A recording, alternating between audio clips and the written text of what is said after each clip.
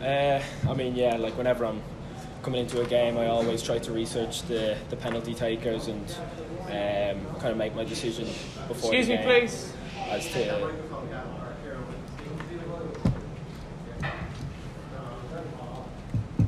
Testing.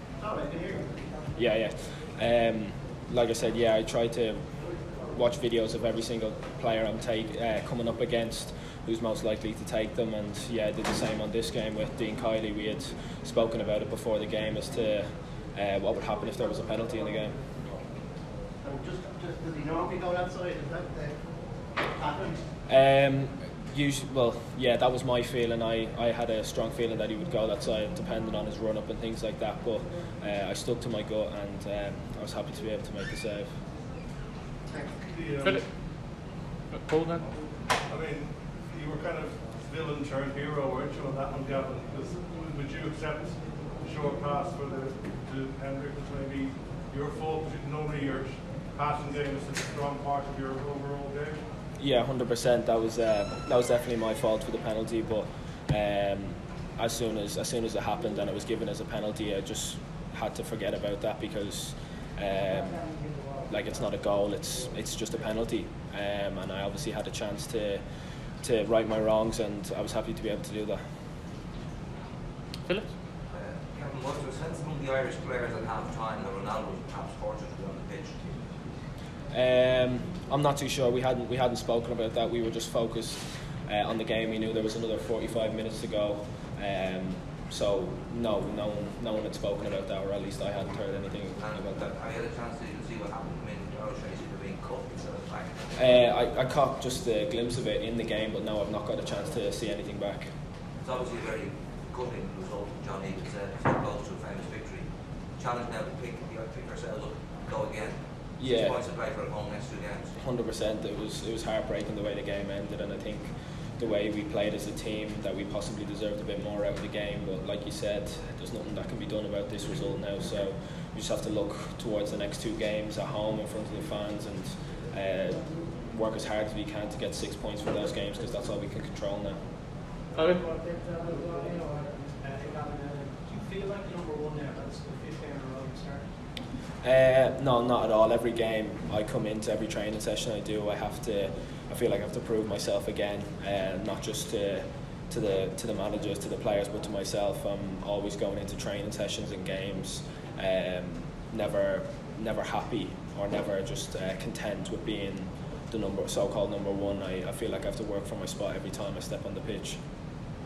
Going back to the first time down from fans, first time down from Irish fans, really, like, been many gone?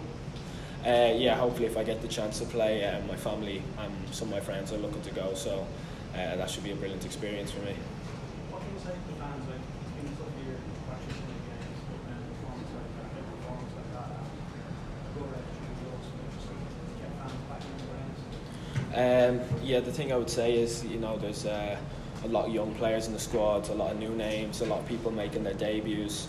I think you just have to have faith in us. You see the way we played today against one of the best oppositions in the world, and I mean, yeah, we were on the defence a lot, but I think we showed that we could cause them a lot of problems. We had a lot of chances in the games ourselves, so just to stick with us and have faith we're doing the right things. 100%, I don't see why not. Dan?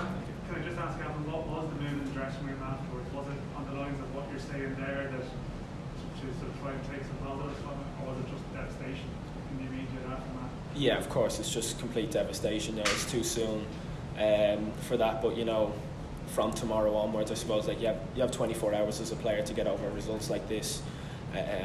When there's games coming up thick and fast, you have 24 hours to, I suppose, feel heartbroken and gut-wrenching, like as you said, and then after that you just have to get over it. You have to focus on the next game because there's 6 points to play for.